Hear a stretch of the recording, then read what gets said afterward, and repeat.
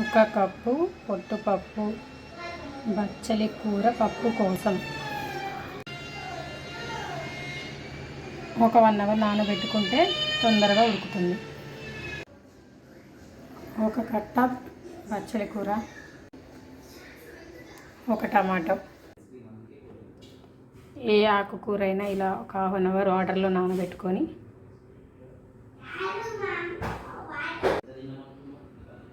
చేసుకోవాలి. పులుపు కోసం ఒక 2 రెబ్బల చింతపండు నానబెట్టి పెట్టుకోవాలి.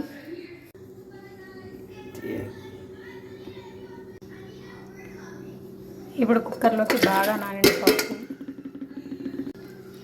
బచ్చలి కూర ఆకులు, కట్ చేసి పెట్టుకున్న టమాటా, చిటికెడు పసుపు, కొంచెం ఆయిల్ వేసుకొని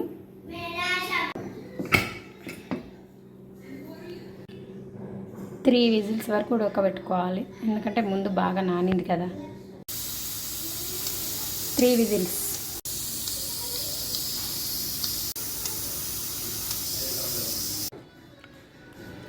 మూడు విజిల్స్ తర్వాత ఇలా మెత్తగా మెత్తుకోవాలి. రుచికి సరిపడా సాల్ట్, రుచికి సరిపడా కారం, మనం ముందుగా నానబెట్టి పెట్టుకున్న చింతపండుని ఇలా పిసికి రసం దాంట్లో పోసుకోవాలి.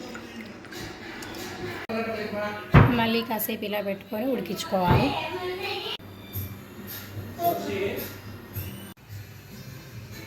ఇలా పప్పు దగ్గరగా ఉడికాక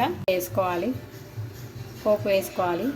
పోపుకి 2 పావుల నూనె, టేబుల్ స్పూన్ జీలకర్ర, ఎండుమిర్చి, కరివేపాకు,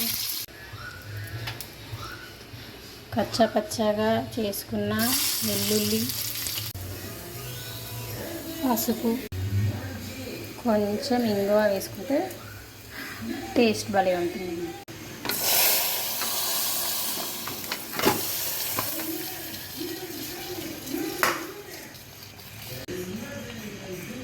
టేస్టీ బచ్చలి కూర పప్పు రెడీ.